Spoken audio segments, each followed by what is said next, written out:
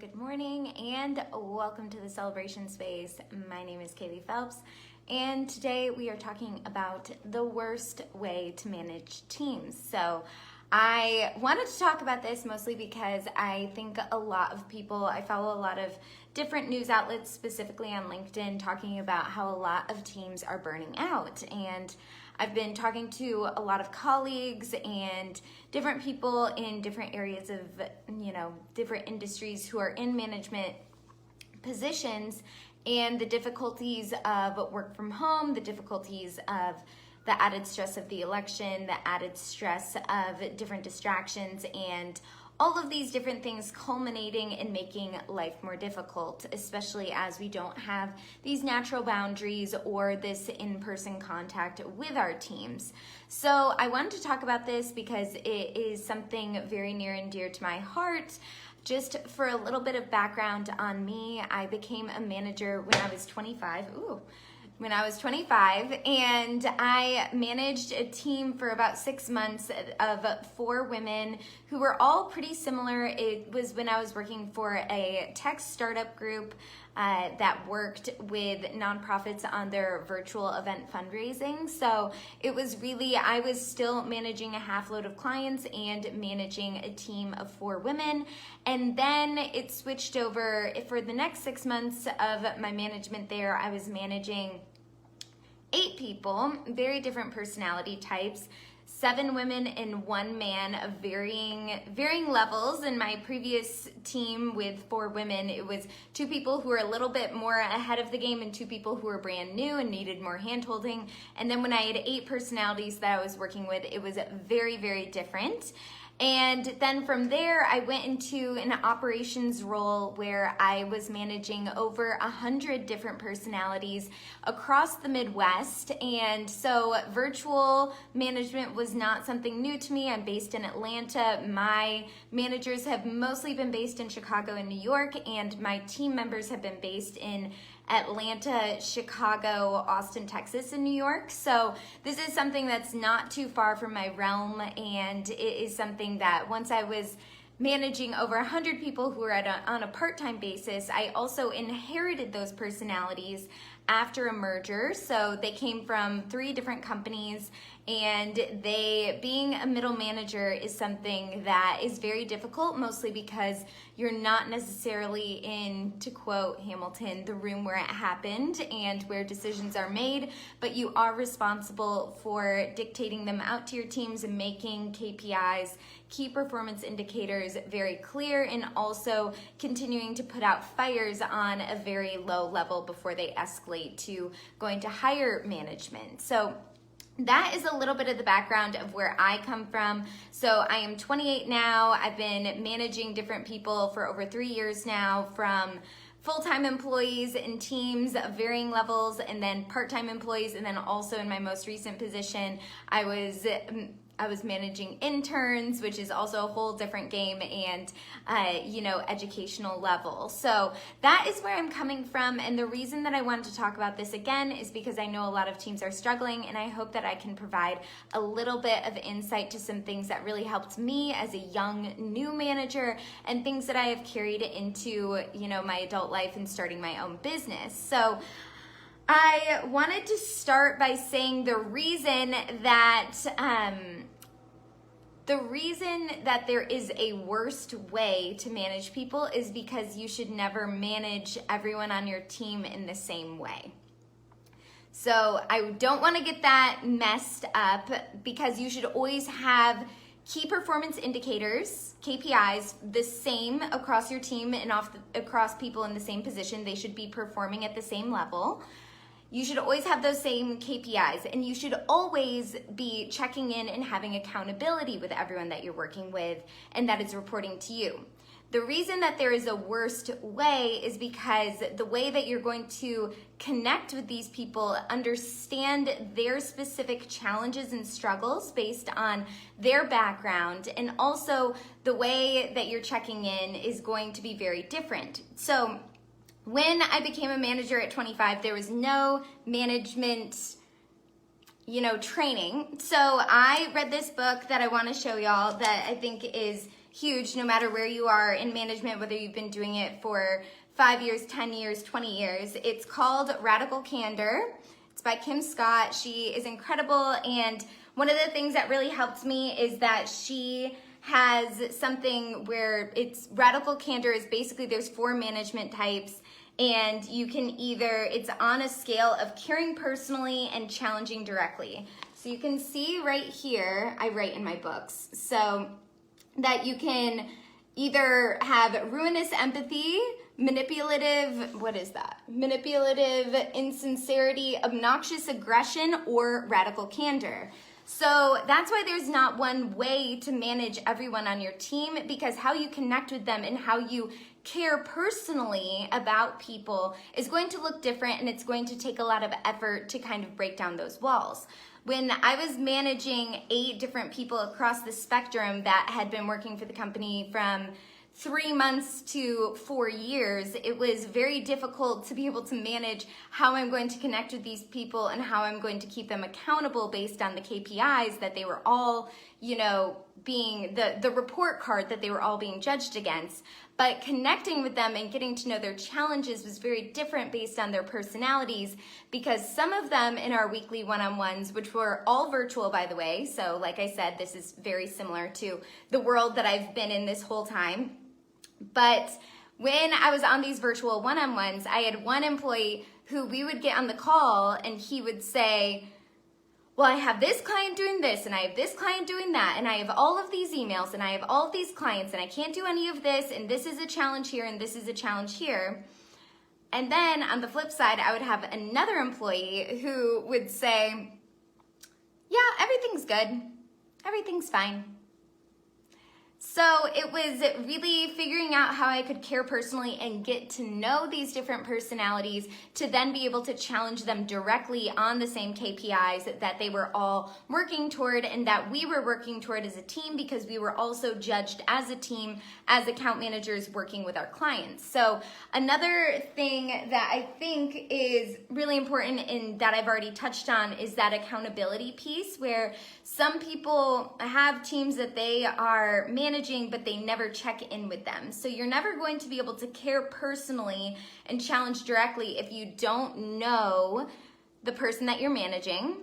And also if you can't challenge them directly because you don't know where they are lacking. So I think that one-on-ones are essential, and they are something that can look very different. For example, for me, when I was just starting my role at my most recent company, I needed like 10 minutes every single morning to ask questions about the challenges I was going through rather than one hour meeting. I had on my team, when I had people starting out, where we would do 2 30-minute meetings each week, so we could check in a couple times each week. And then I had one employee who had been working at the company just as long as I had, and we ended up just putting a half hour on the calendar, and sometimes we took that meeting and sometimes we didn't. And the reason we could do that is because I knew her very well. I knew what her challenges were, and I also received, I think this is so important, 360 views of your employees are essential. That can look very different, and if you Google a 360 review of management, that can look crazy different. But for us, it was really important. Each week I sent out to all of our clients that my team had worked with a survey to rank them on a scale of 0 to 10, and then also rank our platform on a scale of 0 to 10 and leave comments both on their account manager, who they worked with before, during, and after their event, and then also on the technology. And then I would schedule calls and handle escalations from there based on that feedback. So I was always getting feedback from the clients, but also when I had team meetings, which is another thing that we can talk about, which I think team meetings are great to build camaraderie within your group. Something I really challenged my team to do is to work with each other and learn off of each other's strengths and weaknesses, and have them share if they were comfortable, what challenges they had going through, or big wins that they had each week. And then also, I truly believe that if your employees are all working in the same building, or if they have really tight camaraderie already, and if you need a variance in voices, having different people speak at different or lead different team meetings is great. But also having a meeting for the sake of having a meeting is not great. So making sure that your team meetings, if you have them, whether they are weekly, bi-weekly, monthly, and quarterly, are something where not only they are going to be providing insight to your team, but also team building and having a variance of voices. You're not just talking straight to camera like I am right now and making it, the Kaylee show, the manager show, rather than having it be a collaborative experience. Which brings me to my next point. People don't like being told what to do. So if you have any projects that you're working on, and collaborating in a team environment, management looks very different, whether you're managing people on the same team in the same role, whether you're managing people in different teams in different roles, or whether you are a senior manager and you're managing managers, which is a whole other thing. But one of the things that's really important is people don't like to be told what to do. And so one of the great things that Kim Scott outlined in this is creating a feedback loop. So let me see if I can get that right in there. So the key is to start with listening, which I think when I talk to different people, a lot of people's challenges with their managers is that they don't feel listened to. So our challenge as managers is to make sure that we create an environment where people feel that they can share. So that can either be in a team meeting environment where maybe multiple people have the same challenges, or I think more specifically having it in a one-on-one environment where it's like, hey, how can I support you better? What challenges are you maybe having internally, whether it's with me, whether it's with a specific KPI, whether it's with another employee where you could use some help, navigating that situation, and really listening to get to the root of the problem. Some of the best leaders follow their followers to get to know where they should be leading. So that is another thing. Let me make sure that I'm going back to my notes and I'm not missing anything. Oh, yes. Like I said, I'm going to be talking about expectations tomorrow. So expectations, I think, are essential. So if you're managing a team and you don't have specific KPIs, those key performance indicators, that report card of where they should be performing, or if you have new employees coming on and they are being onboarded and they don't have a clear understanding of where they should be at the 30, 60, and 90-day mark as they're learning, you need to make that a priority and sit back with other managers or sit back with your team or sit back with HR and determine what those KPIs should be. Because when people don't have expectations that they should be reaching, there is this ambiguity, and they might be thinking they're doing a great job, but you as a manager behind closed doors are saying, oh, Betsy, she is not doing great, and all these other people who started at the same time as her are killing it, and I don't know what to do with her.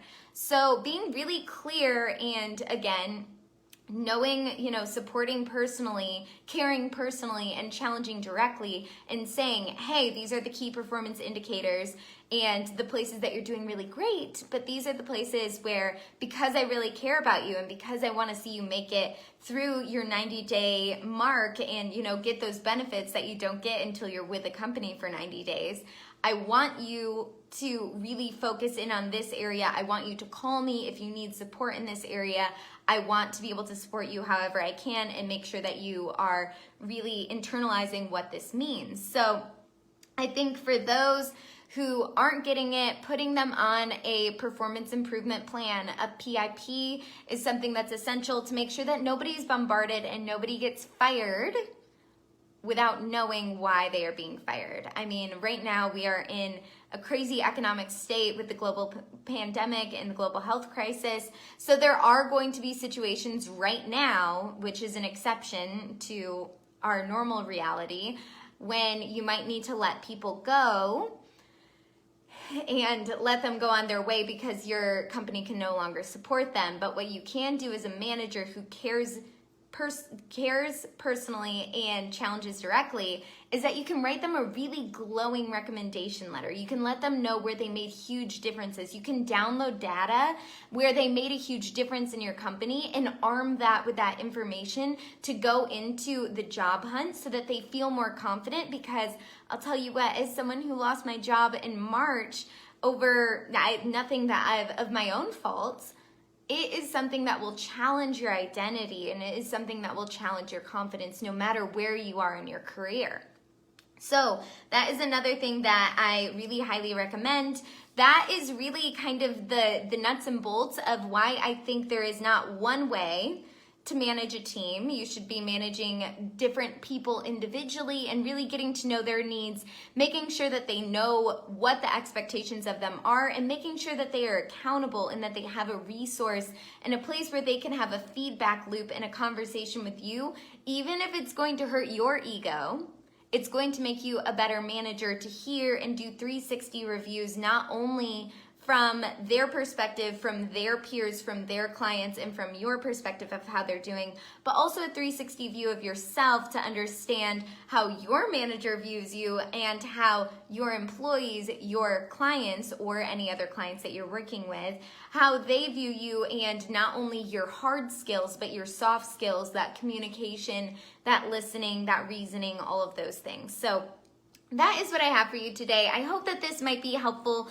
in talking to different people. And again, like I said, I'm glad that Lyman liked that I gave that little Hamilton reference of being in the room where it happened. And if you are not in a management position where you are determining KPIs, where you are setting up accountability systems to work with your employees, maybe, the train has run off the tracks and you don't really know how to get to these systems that will make yourself, your company, and your employees better, to make the experience for your clients better, having a really good heart-to-heart, maybe writing things down so that you can really talk to your manager or to the CEO or people in power in your company and say, hey, I think that these would be really great things for us to learn about. Maybe all of your managers talk and read Radical Candor in a book club style, which is what we did when I started out at 25. And I hope that that'll really help your team be able to feel more coherent and cohesive during this crazy time. Find ways to really maybe create some stability where there is a lot of instability. So I hope that this was helpful again, and until next time, enjoy celebrating today.